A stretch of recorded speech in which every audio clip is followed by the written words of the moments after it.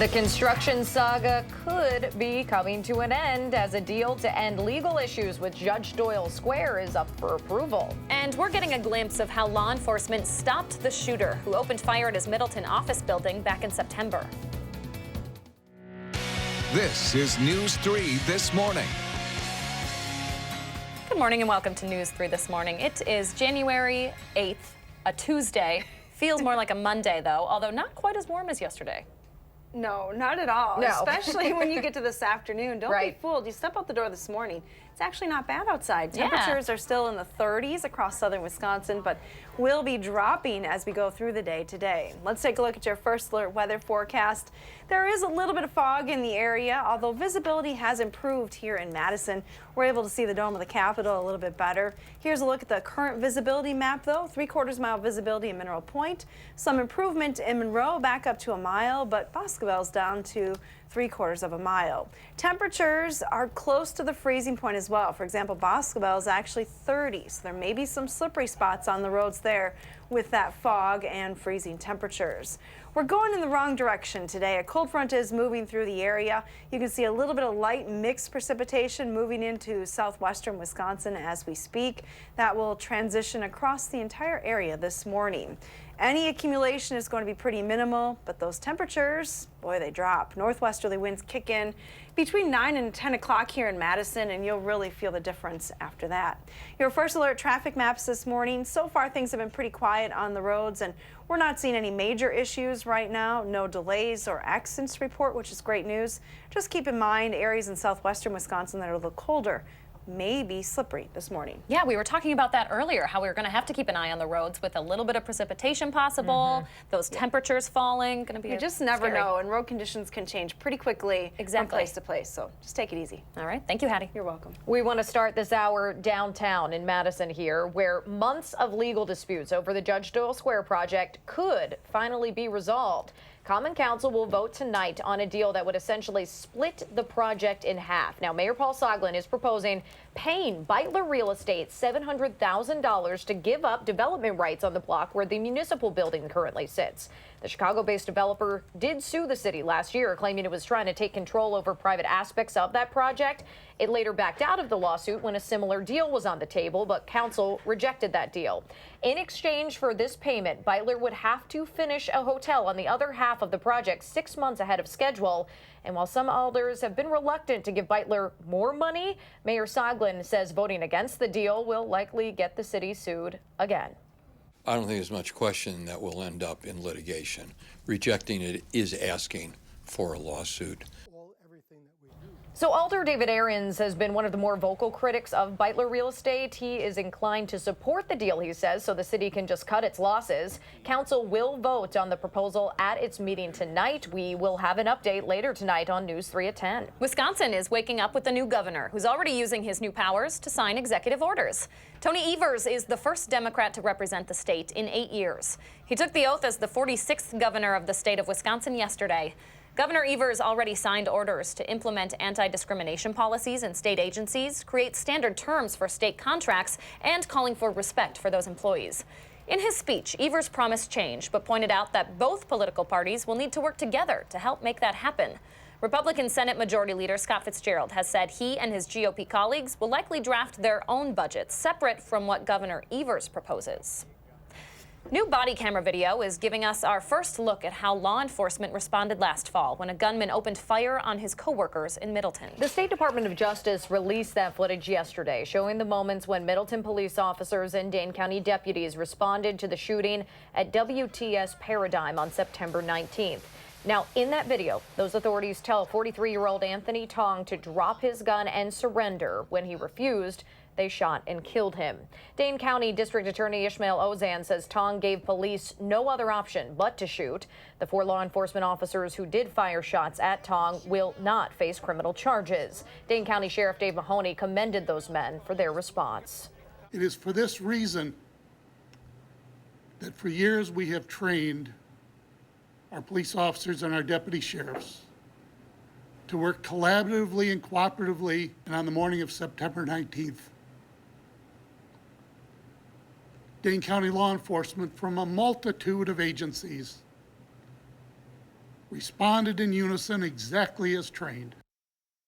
District Attorney Ozan says law enforcement who shot and killed Tong will be reinstated after being on paid administrative leave since the incident, adding no one died that day, due largely in part to the actions of those responding officers. Meanwhile, investigators say Tong had a history of mental illness and that he was not legally able to own a gun, but he was able to legally buy individual parts and put one together. During a search of his home on Madison's far west side, investigators say they found all of the tools he used to build that gun. Today on Capitol Hill, former Arizona Congresswoman Gabby Giffords will help introduce a bill to require background checks on private gun sales. The bill's introduction falls on the 8th anniversary of the shooting that nearly killed Giffords and left 6 others dead. Democrats have long been talking about making gun violence legislation a top priority. 6:06 almost your time now. With the warmer temperatures we've had in the forecast, there's a reminder from authorities to take extra precautions if you're venturing out on lakes and ponds in our area. This comes as a young boy died after falling through the ice on Perch Lake in western Wisconsin. 9-year-old Jaden Stallsberg and 2 other boys from Sparta fell through that ice Sunday afternoon. One boy was able to get to shore on his own. Rescuers were able to save another, but they weren't able to get to Jaden in time. He died at the hospital. 6:06 right now, and the Green Bay Packers officially have a new head coach this morning. The Associated Press confirms Tennessee Titans offensive coordinator Matt LaFleur has accepted that position. The 39-year-old will be the youngest head coach in franchise history, but he's already worked with some of the most successful offenses in the league recently, including the LA Rams and Atlanta Falcons. Now the hope is he can get the Packers offense working again and get Aaron Rodgers back to playing to his full potential. And a former Badger is the newest entry into the College Football Hall of Fame. Joe Thomas played at Wisconsin from 2003 to 2006 and was a unanimous All-American during that time. He was the first Wisconsin Badger to win the Outland Trophy Award as the top lineman in the country. Thomas is the 11th Badger to be selected for the College Football Hall of Fame. All right, still ahead on News 3 this morning, we're sitting down with Dane County Executive Joe Parisi this morning to talk about some of the things happening this year. Now, that includes moving forward with plans to completely revamp the Alliant Energy Center campus, a project that would bring millions more dollars to the area. Before we talk about that, though, Hattie's talking about more precipitation and, more importantly, colder temperatures. She'll let us know when the bottom is really going to fall out when News 3 this morning continues.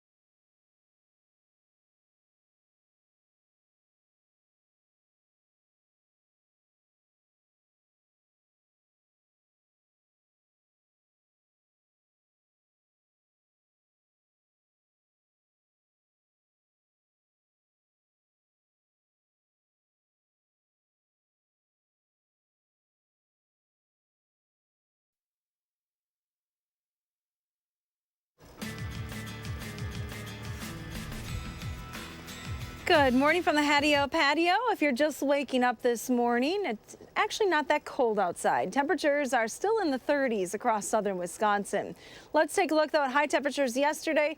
We came close to a record here in Madison. We hit 48 officially at the airport. The record was 50, so just a couple of degrees shy of that. Janesville did top at 50 degrees. We did set a record, though, with precipitation, 1.1 inches of rain at the airport, and that set a new daily record. Here's the 48-hour precipitation potential, showing you the entire event across southern Wisconsin, and many areas picking up over an inch. That's a lot of rain for January and a lot of moisture. We still have some moisture on the radar map this morning. A cold front is moving through the area, and out on the leading edge of that front, we're seeing some light mixed precipitation now across west central Wisconsin. It is pretty light, but it is there's the potential for some rain and snow here across south central and southwestern Wisconsin as we go through the morning hours. So keep that in mind as you hit the road this morning. The precipitation amounts are going to be very light, a couple hundredths of an inch of rain. And as far as snow is concerned, well, most areas less than a half an inch. So very minor accumulations, if any. Here's a live look from the Edgewater Skycam at downtown Madison. We have been dealing with some patchy fog here and there, and it's been mainly west of Dane County. We see visibility now down to a half a mile in Mineral Point. It's been up and down in some spots, so there is some fog lingering for parts of the area this morning. Temperatures are critical as well. In Mineral Point, where there is some fog, it's 32 degrees. Keep that in mind. There may be some slippery spots on the roads. Now, the National Weather Service offices that cover southern Wisconsin feel that we're not going to see the sustained winds to warrant a wind advisory, but some of the surrounding areas are looking at stronger winds. So if you're traveling into Iowa today or into northern Illinois, wind advisories are in effect. Here's a look at our future track wind speeds. Winds are light right now, but by 10 o'clock this morning, that northwesterly wind kicks in and it starts to increase. Anywhere from 15 to 30 miles an hour through the afternoon is what we expect here across southern Wisconsin. And that wind will stay strong even into the nighttime hours. Here's a look at your future track forecast. So in addition to the light mix of precipitation this morning, we'll deal with stronger winds. Temperatures will go in the wrong direction. We'll be falling through the 30s through the day. Our forecast then calls for a pretty chilly night tonight with temperatures bottoming out in the teens. Here's that extended outlook for all the details. 14 for the overnight low tonight, then a high of just 20 tomorrow. It's still going to be very windy on Wednesday, so a pretty uncomfortable day on the way for tomorrow. Temperatures moderate a little bit as we head into the upcoming weekend. Now let's get a peek at your First Alert traffic maps this morning. Josh Tim has all the details. Good morning, Josh. Yeah, there is some fog hanging around the area. Just a friendly reminder to have those headlights on this morning. So far, though, it's a pretty quiet start on the Beltline. No major delays showing up yet in either direction. Other roads here in Dane County not looking too bad. A few of the usual brake lights are showing up on Stoughton Road approaching the Beltline. All good downtown around the Capitol and on campus. Look for volume to pick up over the next hour or so. And other routes heading into Madison, they're still cruising along at the posted speeds with no major issues. Your First Alert Traffic, I'm Josh Tim. All right, Josh, thanks so much, and thank you, Hattie. So as Dane County leaders look ahead to the new year, they're also looking back at some of the issues historic flooding caused last year. Yeah, $154 million in damage alone here in Dane County. Here to talk more about rebuilding and preventing those problems from happening again is Dane County Executive Joe Parisi. Thanks so much for waking up early with us this morning. Let's talk about that damage. $150 million, 1,500 homes. I know lots of folks are still dealing with it, especially in the western portion of the county. What are some things that we're working on this year to continue to address that? Yeah, well, what we saw was a multitude of different scenarios happening. For example, in Mazomanie, when the rains came and hit them really hard, and the flooding from the river and the homes there, to what happened in Middleton, and then everything down our chain of lakes. So we have a number of different initiatives that we're implementing to try and adjust to that. Now, one of the challenges is our climate is changing. You know, climate change isn't something in the future anymore. As we've seen, it's been really impacting us. We had almost 1.5 feet of rain in one event, and then followed by, as you know, weeks of rain.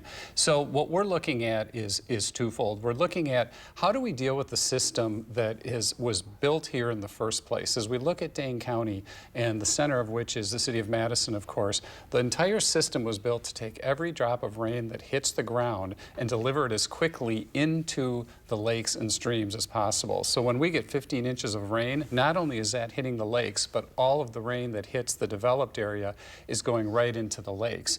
And so we're looking at a number of things we can do to try to mitigate that. First of all, the challenges we had with lake levels had a lot to do with our inability to move water through the chain of lakes, because everything that hits in the Lake Mendota side has to go through the chain of lakes.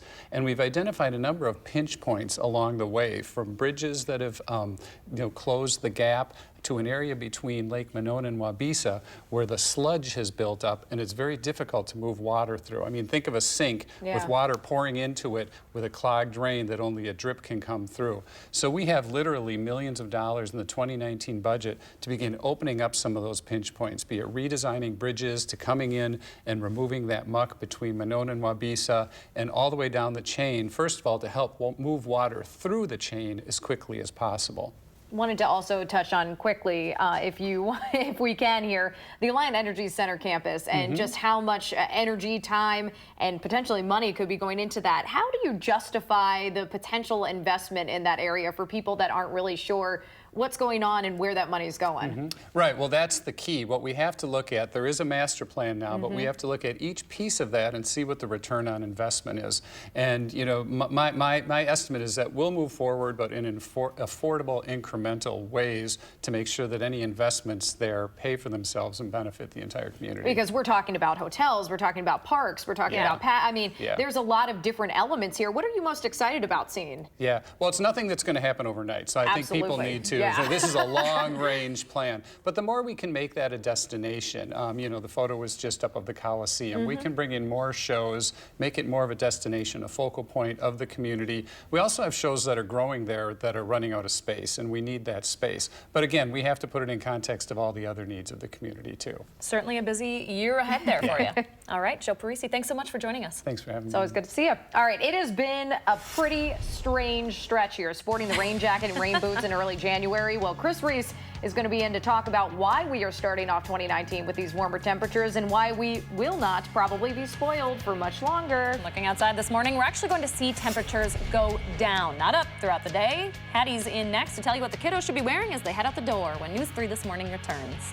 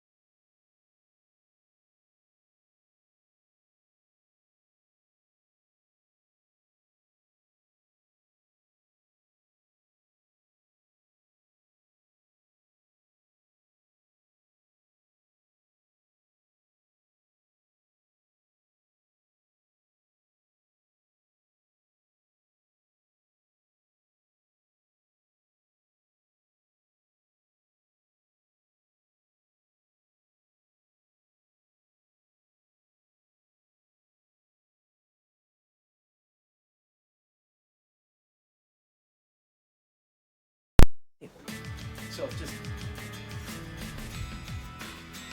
Good morning, I'm meteorologist Hattie McLean. We're watching some light precipitation move in on the radar map. La Crosse did report some light rain at the top of the hour. We can see that maybe changing over to a little bit of light snow right now. As this precipitation moves through the area, it'll move through pretty quickly, so we're not looking at any heavy accumulations. Temperatures, though, will be dropping. We're critical right now, close to the freezing point in many spots, so there may be some slippery spots on the roads this morning. Keep that in mind as you send the kids to the bus stop early today. You'll definitely want the winter gear. Even though it's in the mid-30s right now, temperatures will drop through the day. And we're looking at clouds with very strong northwesterly winds, sending wind chills down into the 20s. Have a wonderful day. All right, thank you so much, Hattie. If it feels like we've been waiting for Old Man Winter to get here, well, there's a reason for that. We're at only half our average snowfall total so far this season. Normally by now, Wisconsin has seen 20 inches of snow, whereas this year we're only at about 10. The lakes also that were iced over at the end of last year, now they're almost entirely melted. And this weather isn't actually that uncommon. Yeah, meteorologist Chris Reese joins us now to explain why we've been able to ditch all of the layers and the gloves and the scarves and the hats. We're only going to need them back at some point. Exactly. we all know Wisconsin. But my goodness, it's been warm, especially to start off the year here. And it really has. And for me, seeing the lakes frozen over is something spectacular because you don't see that down south. So sad. Yeah, and I learned that only 6 times in history before have the lakes frozen, then melted, then refrozen. And if we can refreeze the lakes at some point, that'll make the 7th time in history. But let's go ahead and talk about the snowfall that we've seen, or shall I say the lack thereof. Honestly, Kentucky has more of a winter than we have seen around here so far. But here's the deal. We got a little bit of snow as we worked into November, and then we saw some snow at the end of December, and then a little bit of light snow into January. So typically, we've seen about 18 inches of snow by now, but right now, we've only seen 9.7 inches, so we are certainly below average in terms of the snow. Now, in terms of the warming, that's actually something that has been very common. In fact, over the past several years, we have seen the Northeast and the Midwest warming the greatest and at the fastest rate than anywhere else in the country. But the reality is the entire country has generally been warmer. In fact, here in Madison, since 1970, we have seen a steady warm up. In fact, from 1970 to 2017, we are now 5 degrees warmer for our average winter temperature. Now, that average winter temperature, yes, it's still in the 20s, but nonetheless, we've seen a 5-degree warming as a whole. And that does not mean the colder air does not exist. It does exist, my friends. Here's the cold air right now over the poles. The matter is where that cold air goes. And we've been in a pattern influenced by El Nino that is called a split flow pattern. You have 2 jet streams, your polar jet stream to the north, along with your subtropical jet stream to the south. As long as those are split, it is very hard to get a lot of cold air for us around our part of the country. That cold air stays bottled up across Canada. And as we put this into motion, you will actually see the core of that cold air staying bottled up over Canada, going all the way towards the latter half of January. So we are going to stay in a relatively milder pattern. In fact, as we go through the next 8 to 14 days, we have a 60% probability of above average temperatures here in the upper Midwest. So we are going to be staying warm for some time. Now, is there any hope for some colder air that will feel like it should for this time of the year, of course, with some snow chances as well? Maybe. There are some signs that we get some colder air in here towards the end of the month and into the start of February. But in the meantime, if you're looking for it right now, we're going to be staying on a warm note. Poor Chris. Moves to Wisconsin, brings the heat with him. I know. They told me I'd get all the snow to my heart's desire. It's not here, but I'll keep my fingers crossed. I think we'll still have some in store. I just have a feeling. Well, I'm going to trust your feeling. And you're gonna bring like the jinx for like the late March blizzard. Oh my gosh. May. So I'll be happy, but we'll see. No, you will. That's all that matters, Chris. Thank you so much. My pleasure. Thank you all. 6:25 your time. Now, there are some changes coming to your downtown commute that will cost the city more than $2 million more than it planned. We'll tell you when and where that's happening still ahead. And as the partial government shutdown officially becomes the 2nd longest in history today, we are learning that brewers could be forced to wait for important permits. That story's coming up when News 3 This Morning continues.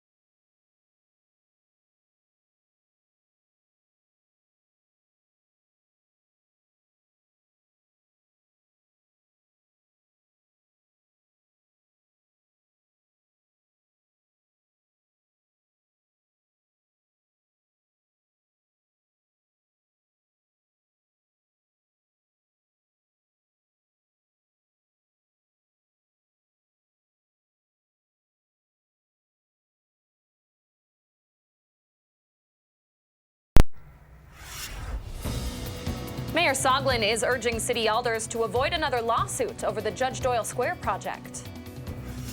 And the nightclub where 4 people were shot last month says it would consider moving locations as the city alder still tries to revoke its liquor license.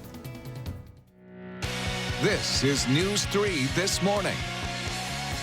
Good morning and welcome to the final half hour of News 3 This Morning. 6:29 now on this Tuesday, January 8th. A little fog out there, a little kind of mist.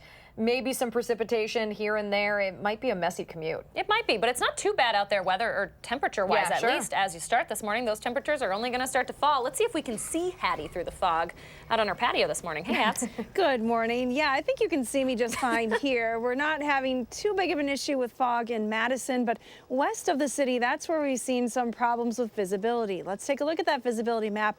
And now, in fact, Mineral Point is down to 0 visibility and a 1/4 mile in Monroe. So the fog has been moving around a little bit, but it's pretty dense right now west and southwest of Madison.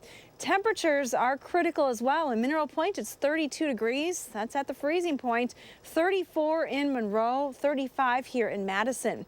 But keep in mind, there may be some slippery spots on the roads due to that fog, as well as a little bit of mixy precipitation that's moving into southern Wisconsin. It's pretty light and a fairly narrow band, so the precipitation is not expected to last too long today, but you may see some raindrops or even some snowflakes through the morning. Temperatures today, well, we've already hit our high temp. We're going in the wrong direction. By the time you head home from work and school, temperatures will be in the upper 20s and low 30s. Northwesterly winds will be increasing as well. It's going to be very windy for the second part of the morning into the afternoon and even into tonight. Here's a look at your traffic maps. It's been pretty quiet on the roads here in and around Madison, which is good news, but keep in mind areas west that are dealing with some fog. There may be some slippery stretches on the roads. No accidents though to report right now. And that's your first alert traffic. All right, thanks so much, Hattie. First this half hour, we are going to find out tonight if months of disputes over the Judge Doyle Square project will finally be resolved. Common Council will vote this evening on a deal proposed by Mayor Soglin that would basically split the project in half, releasing Beitler Real Estate from part of its responsibilities. He wants to pay Beitler $700,000 to give up half of the project and finish a hotel on the remaining half of the project about 6 months early. Some alders have been reluctant to pay Beitler more money, though, after the company tried to sue the city last year. But the mayor says rejecting this deal could mean another lawsuit. Common Council will vote on that proposal at their meeting tonight. New this morning, Madison police are looking into an armed robbery at an East Side gas station. Officers were called to the Kelly's Market on Shopko Drive just after 10 o'clock last night. That's off Aberg Avenue, that is next to Bridges Golf Course. The suspect did have a handgun and got away with some cash. Anyone with information is asked to call the Madison Area Crime Stoppers line. Visions nightclub says it might pick up and move as it prepares a libel and slander lawsuit against Madison Alder David Ahrens. You might remember Alder Ahrens created a petition to revoke the nightclub's liquor license after a shooting at the club last month. But the owner says the business has never had a prostitution or a drug arrest, despite the Alder's claims. The city has 120 days to respond to the nightclub's notice of claim in that potential lawsuit. Some of Wisconsin's many beer makers could be feeling the effects of an ongoing government shutdown. Wisconsin Public Radio reports the Alcohol and Tobacco Tax and Trade Bureau is one of the agencies not operating right now as Congress works to approve a spending plan. As a result, startup breweries, distilleries, and wineries are waiting for permits. Producers usually time up those permits with facility construction and a sales launch, which means all of that could be pushed back and initial profits could be affected. On top of all of that, once the Bureau does reopen, it is expected to have to work through a significant backlog. Alders are talking tonight about some improvements on East Johnson Street that could end up costing the city more than $2 million more than originally planned. That's because the highest bid for that project came in $2 million higher than expected. Common Council will talk about amending the capital budget to spend more than $9 million on the project. The city is moving funds that weren't used this year to this project, meaning they won't have to borrow any extra money. Construction would stretch from Baldwin Street all the way to 1st Street and is scheduled to start later this year. Also tonight, Common Council will consider funding for 2 organizations taking over mental health care services for the former Kashia House. That program worked primarily with members of Madison's elderly Hmong community, but it closed unexpectedly back in September. The city is approving a $115,000 service contract for Anessis Center for Marriage and Family Therapy and the Hmong Institute to serve that community. Dane County is stepping in too, with more than $500,000 to keep those services going for at least another year. Then in 2020, the city and county plan to request proposals from other providers who might be interested. Children's Hospital outside of Milwaukee is taking some extra precautions as the flu season ramps up around the state. Starting tomorrow, children under 12 will not be able or allowed to visit inpatient rooms there. There's no word on how long that policy will be in place, but the hope is it will prevent the virus from spreading to children who are already being treated for other conditions. Kids are expected to be more vulnerable to this year's strain of the flu. Across the country, 13 children have died so far as a result of the flu this season.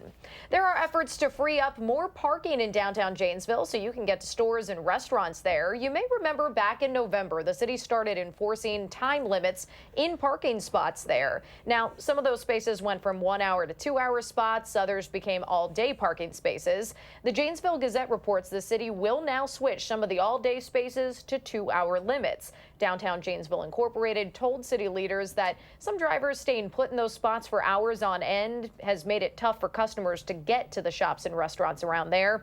All-day spots will be moved over to the parking garage on North Parker Drive.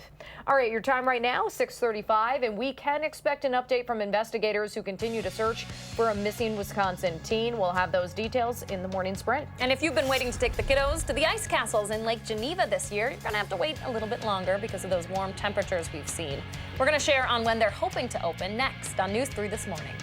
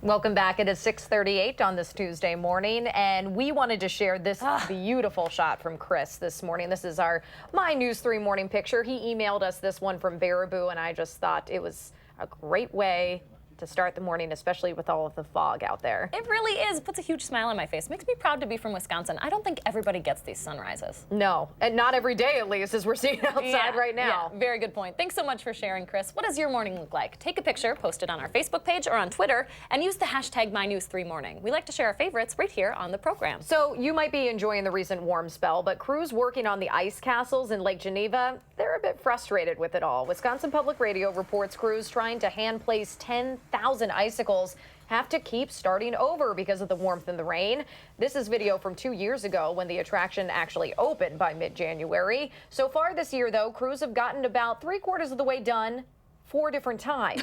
The Utah company in charge is staying optimistic, though, saying it's not if, but when it will stay cold enough to keep building and complete this. They're hoping to open by Lake Geneva's annual Winterfest, which starts up on January 26th. Speaking of needing a chill, some of us might have had parents telling us to close the doors and windows around the house because they didn't want to air condition the whole neighborhood. Well, now the city of Madison might be telling businesses the same thing. City Council will take up an ordinance at their meeting tonight that would ban businesses from keeping their doors open while they run the AC in the summer months. The hope is to get the city to consume less energy as a whole and possibly fight the effects of climate change by releasing fewer pollutants into the air. Under this ordinance, business owners would be fined $50 for a first offense, $100 for a second offense, and $250 for every offense after that. You will not need the AC today. The good news for us is it's another great napping day. Bad news for most, though, it's going to get colder as we head toward the afternoon and evening with some more rain and snow possible throughout the morning. Hattie will let us know when the fog will clear out, as well as that other precipitation coming up after the break. But first, it's January 8th. We want to say happy birthday to Lakin and all of the kids turning 3 today. Thanks for letting us help you celebrate right here on News 3 This Morning.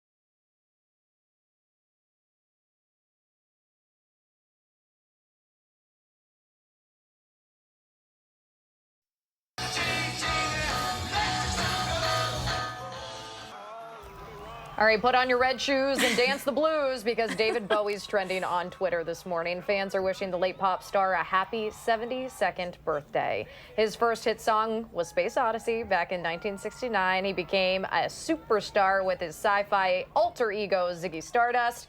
He later co-wrote Fame with John Lennon, which became the first American #1 single back in 1975. Bowie was inducted into the Rock and Roll Hall of Fame in '96. He died of cancer 2 days after his 69th birthday. Another birthday to celebrate today. Elvis Presley would have been 84. The king of rock and roll rose to fame with his blue suede shoes and greaseback hair in the 1950s. His hits Heartbreak Hotel, Love Me Tender, and All Shook Up caused a national sensation. Presley died from heart failure related to prescription drug addiction at 42 years old. Every year on the anniversary of his death, thousands of fans make the trip to his Memphis home, Graceland, to pay their respects. Now, in honor of both of those birthdays, we were hoping we could convince Hattie McLean to sing and dance during her forecast. Yes. I don't know if we convinced her quite yet. Hattie, what do you think? No, but fun fact, you know who shares a birthday with Who's Elvis? that? Susan Simon. There you It's her go. birthday today, so wish her a happy birthday if you see her. Let's talk about the precipitation, though, that we're dealing with this morning. Some light rain and snow showing up on the radar map just west of Madison. It's a fairly narrow band of precipitation, so it's not going to last too long for the area, but we may see some very light accumulations. Keep in mind with that mix, we have both types of precipitation showing up on the radar map. There could be some slippery spots on the roads. As far as accumulation, though, I mentioned pretty light with that band moving through. We're looking at less than 1/10 of an inch of rain, and snow amounts are going to be pretty light as well. Here's a look at our winds. Winds are going to be a big weather story today. Those northwesterly winds already in place across Minnesota and Iowa. Light southerly winds here, but watch what happens. By mid-morning, those winds shift around to the northwest and increase in speed anywhere from 15 to 30 miles an hour. And those winds stay strong right through the afternoon into tonight, so not letting up at all. It's going to be kind of uncomfortable here later today with falling temperatures and a bit of a wind chill to factor in. Here's a look at our wind gust potential as well. 5:30 p.m. we could see some of those wind gusts above 30 miles an hour, especially through southwestern Wisconsin. So keep that in mind if you're driving a high-profile vehicle. If it is garbage day for you, like it is for me, well, you might be looking for that garbage can later on today. Probably find it in your neighbor's yard. Just keep in mind it's a northwesterly wind, so maybe that will give you a hint as to where that garbage can is going to end up. Here's a look at our current temperatures this morning. We've been holding pretty steady at 35 for the last couple of hours here in Madison, 34 in Mineral Point and the Dells, 34 as well in Prairie du Chien. Temperatures are going to go in the wrong direction today, and with those strong winds, it's going to feel colder by the time you get to the late afternoon hours. Wind chills will be dipping down into the teens. Here's a look at your Future Track forecast model, and it does do a pretty good job showing you that light patchy precipitation moving through during the morning hours, gradually tapering off through the afternoon, although you may still see a few flurries later on today. By 3 p.m., temperatures down into the low 30s and will continue to drop from there. When you head home from work, temperatures will be falling through the 20s. Here's a look at your extended forecast. Get ready for a pretty cold night tonight. Temperatures drop to a low of 14 degrees. We're looking at temperatures then cooling down as we head through the next 24 hours. Wednesday will be a pretty chilly day, blustery with a high of just 20 degrees. 26 on Thursday with some sunshine, and then a chance for some light snow coming Friday into Saturday as temperatures warm up just a little bit. Here's our pet walk forecast. This is Molly in Lodi. What a cute picture. 32 degrees at 3 p.m., so a little cooler for that walk. Cold weather coming up here. I think so. Seriously questioning it. Thank you so much. Stay with us. The morning sprint is up next.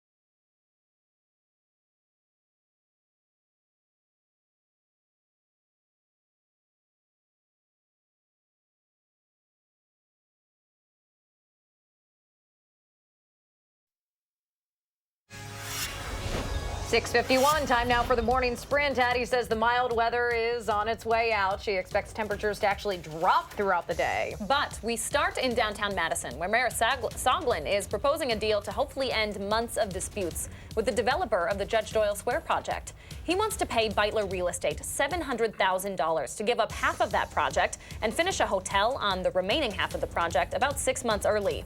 Some alders have been reluctant to pay Beitler more money after that company tried to sue the city last year.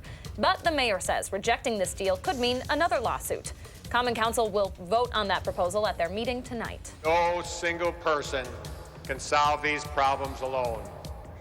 The challenges we face can only be fixed by finding solutions together. Wisconsin is waking up with a new governor this morning who's already using his new powers to sign executive orders in order to protect state workers from contract changes and discrimination. In his inaugural speech, Governor Tony Evers promised change, saying both parties will need to work together to help make that happen. Republicans have said that they will likely draft their own budget separate from what the governor proposes. Evers says he's willing to veto a budget that ignores his priorities. Newly released body camera video is giving us a first look at how law enforcement responded last fall when a gunman opened fire on his coworkers in Middleton. The State Department of Justice released that footage from WTS Paradigm yesterday. Dane County District Attorney Ishmael Ozan says the gunman, Anthony Tong, gave police no other option by shooting. Ozan announced the 4 law enforcement officers that responded and killed Tong will not face criminal charges. On Capitol Hill, former Arizona Congresswoman Gabby Giffords will help introduce a bill that would require background checks on private transactions for gun sales. That bill will be introduced on the 8th anniversary of the shooting that nearly killed Giffords and left 6 others dead. Democrats have said addressing gun violence will be a top priority this session. We are expecting an update on the search for Jamie Kloss as we near the 3-month mark since the 13-year-old first went missing. The Barron County Sheriff's Office is planning a press conference for sometime next week, 90 days after Jamie's parents were found shot to death in their home and she disappeared. Officials will share more information about the expanded search team working to find Jamie.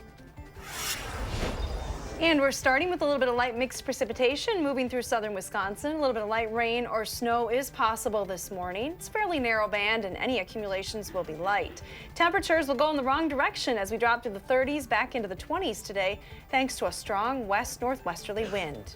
Thank you very much, Hattie. President Trump will give a primetime televised address about border security tonight as the government shutdown enters day 18. CBS will air that message from the Oval Office at 8 p.m., where the president is expected to ask for public support for a wall at the U.S.-Mexico border. Mr. Trump has said he is considering declaring a national emergency, that is, to free up funds for the wall as Congress continues to negotiate a budget. If you're worried about getting your tax return back starting next month, the IRS says they will not be affected by the shutdown.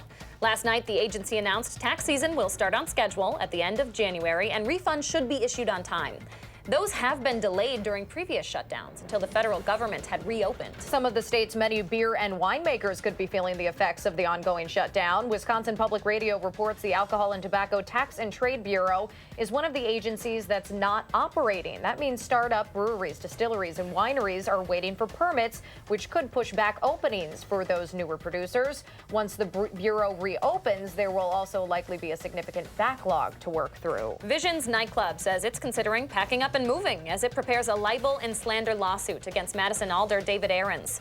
Ahrens created a petition to revoke the nightclub's liquor license after a shooting at the club last month. The city has 120 days to respond to the nightclub's notice of claim in that potential lawsuit. Improvements on East Johnson Street here in Madison could cost the city $2 million more than originally planned. The lowest bid for the project came in $2 million higher than expected, putting project estimates now around $9 million total. Alders are looking at moving funds that weren't used last year to this project, which would mean there'd be no extra money that would have to be borrowed or budgeted. Construction is set to start later this year. Tonight, Common Council will consider funding for 2 organizations taking over mental health care services for the former Kashia House. That program worked primarily with members of Madison's elderly Hmong community, but it closed unexpectedly in September. The city is approving a $115,000 service contract with Anessis Center for Marriage and Family Therapy and the Mung Institute to serve that community instead. If you are looking for a place to get a quick lunch today, Culver's in Lake Mills is donating 10% of its sales to the city's fire department. It's in memory of Fire Captain Chris Truman, who was killed on New Year's Eve helping a stranded driver along the Beltline. That fundraiser goes from 10 a.m. to 10 p.m. today. The Lake Mills Market is also collecting money from shoppers to help Truman's fiance and family. The Green Bay Packers officially have a new head coach this morning. The Associated Press confirms Tennessee Titans offensive coordinator Matt LaFleur has accepted the position. The 39-year-old will be the youngest head coach in franchise history.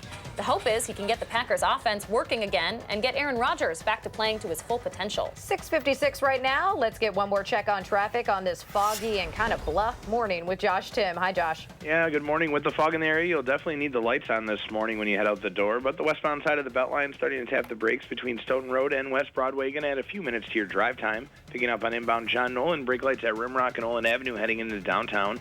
Runner Road getting busier, northbound approaching the Beltline, but other routes heading into Madison, they're cruising along at the posted speeds with no major issues. For your first alert traffic, I'm Josh Tim. Thank you, Josh. And here's a live look from the Edgewater Sky Cam. Again, still a little fog in the area this morning, so be aware of that. We also have some light precipitation that will move through southern Wisconsin in the form of light rain, maybe light snow at times as well. Day planner temperatures cause temperatures to go in the wrong direction today. We're dropping through the 30s, back into the 20s late today. A lot of clouds in the area. More sunshine tomorrow, but plan on a very chilly day. Blustery tomorrow with highs only near 20 degrees. And a strong northwest wind. Yeah, it's not often that we start at our high for the day and just keep going down. No, I know, not typical. Yikes. Be careful on your drive this morning, everyone. That fog and the moisture could make for a messy commute, so be careful. We'll see you here tomorrow. Making plans